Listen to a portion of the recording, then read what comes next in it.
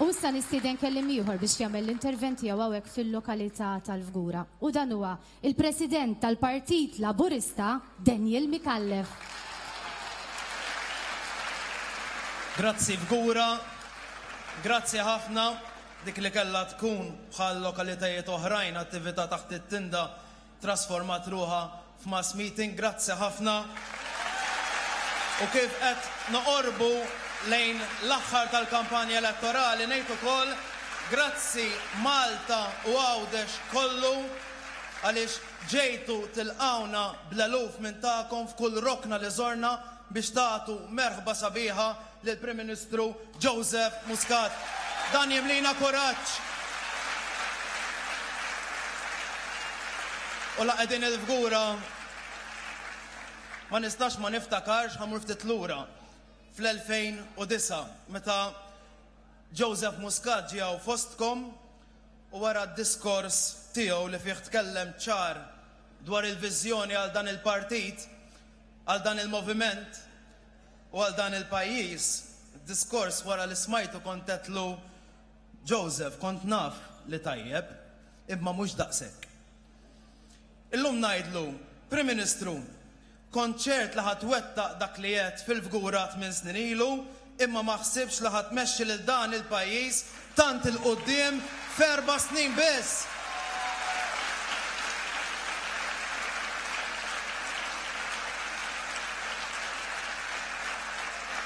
Ħbieb, dik li għandna quddiemna 3 ijiem oħra hija deċiżjoni kruċjali.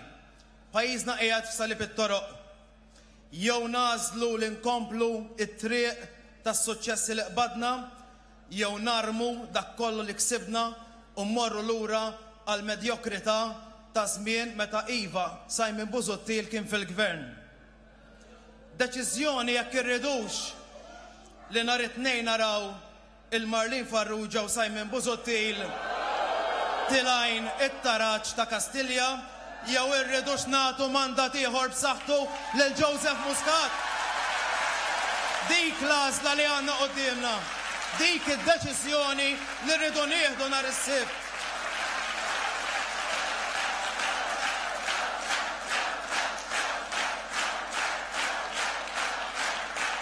Ħadd ieħor bil-paroli qed jgħid li jrid jażel Malta wara li ħadem kemm felaħ biex jagħmel ħsara lil pajjiżna. Aħna lil Malta ilna li għażilniha u nożżuha ma' qalbna sa minn meta qrib 100 sena ilu missirijietna waqfu dan il-moviment. Aħna nażlu Malta dejjem, għalina teżisti Malta waħda, mhux Malta ta' meta tkun fil-gvern u Malta ta' meta tkun fl-oppożizzjoni. Dan il-moviment għażel Malta u Malta għażlet lil dan il-moviment għal diversi kisbiet li għamilna bħala poplu. Malta għażlitna biex kull persuna jkollha vot wieħed indaqs u mhux skont kemm ikollok flus jew artijiet. Għażlitna biex il-mara tingħata id-dritt tal-vot. Għażlitna biex assigurajna li kulħadd ikollu dritt għal edukazzjoni b'xejn. Għażlitna biex uliet il-ħaddiem ikollhom l-opportunità li jmorru l-università.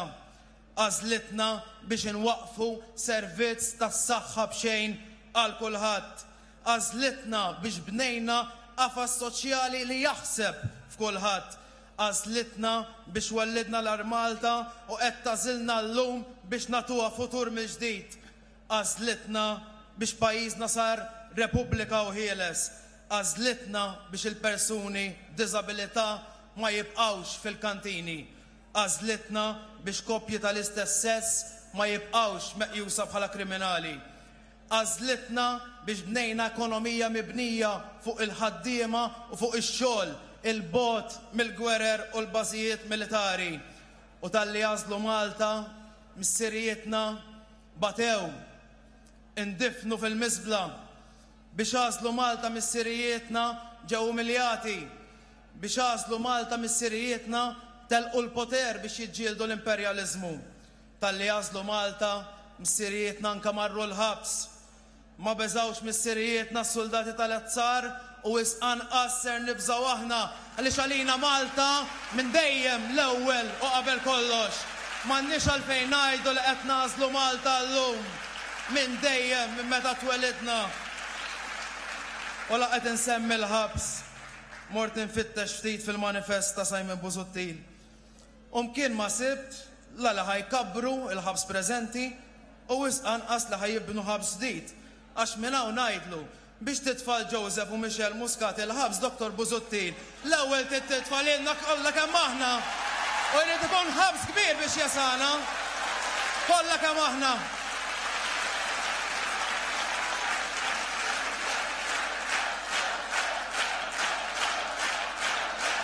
U la semmejt is-Sinjura Muscat wara l-komplotti moqżiża u l-kartelluni skifużi m'hemmx kelma oħra li rajna sa nhar il-ħadd li għadda stess f'taslima fil-mass meeting ta' Simon Busuttil.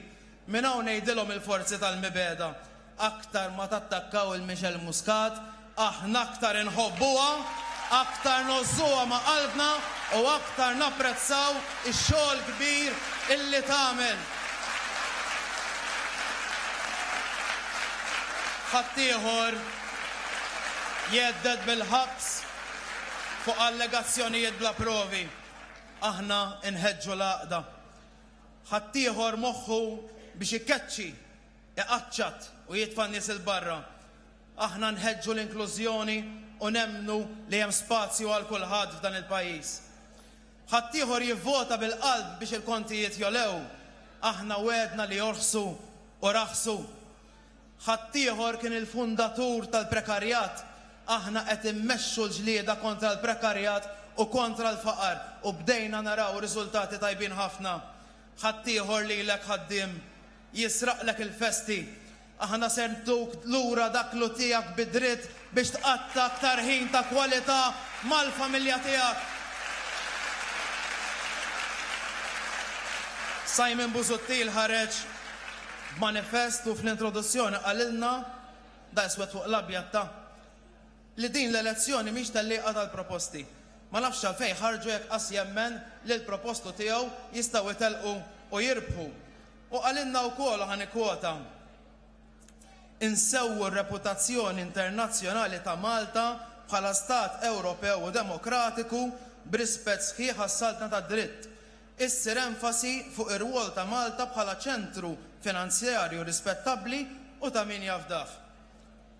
Dan wara kampanja maħmuġa li fiha prova jħammeġ isem pajjiżna u sal-lum stess u jbeżza li ħajitlaq ix-xogħol u l-investiment u l-Prim Ministru jħabbar investimenti mijiet ta' impjiegi ġodda għaż-żgħażagħ Maltin u Għawċin. Dik hija d-differenza. U ħankompli nikkwota biċ-ċoħra mill-manifest. Jgħidilna li lil mill-Unjoni Ewropea insaħħu relazzjonijiet tagħna mal-pajjiżi ġirien fl-Afrika ta' fuq u fil-Lvant Nofsani, kif ukoll mal-Istati Uniti, il-Kanada, iċ-Ċina, ir-Russja, imsieħba ewlenin oħrajn u organizzazzjonijiet internazzjonali. U fejn ħadd tmur issewwi isem pajjiżna, Dr. Busuttil? Ħadd tmur iċ-Ċina, ħadd tgħidilhom li ma trisu bajhom fuq is-switch. Ħadd tmur ir-Russja, ħadd tgħidilhom li beżżajt mill-investiment li qed jagħmlu fl-IIP. Ħadd tmur l-Amerika u tgħidilhom li provajt gerrex l-investiment ta' Crane u qed li hu korrott. Ħadd tmur New Zealand ħadd tgħidilhom li provajt ħammeġ isem dan il-pajjiż. L-Emirati Arab, il-Ġordan, l-Alġerija, l-Indja, Montenegro, Turkija, l-Iran. Ma qdart kull investiment li ġie minn kull pajjiż fejn ħadd tmur. Ser tgħidilhom issa.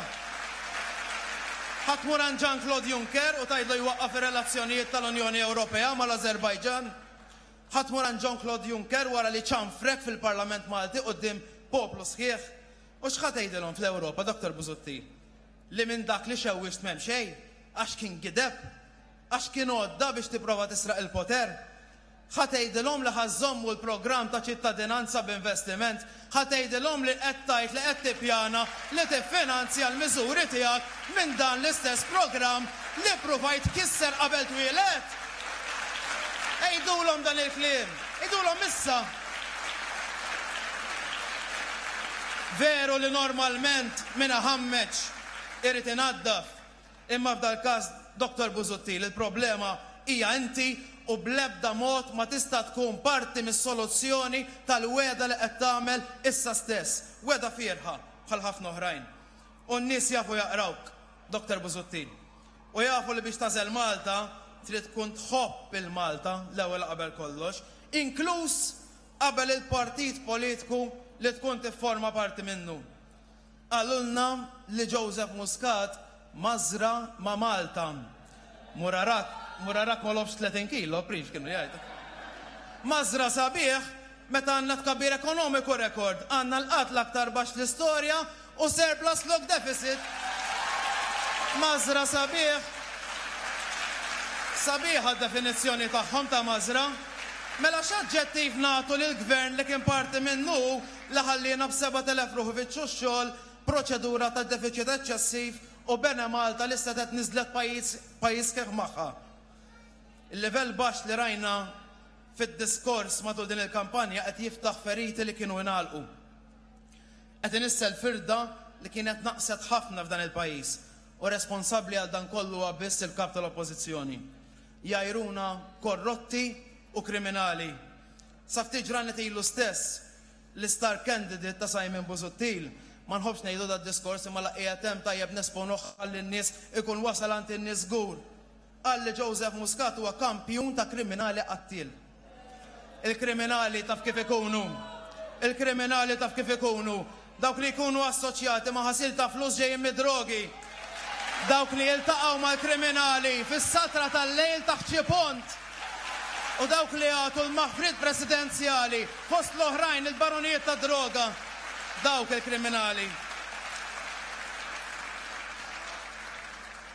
Soltu nħobb inkun pożittiv imma daw l-affarijiet wieħed irid iwassalhom ukoll għand in-nies.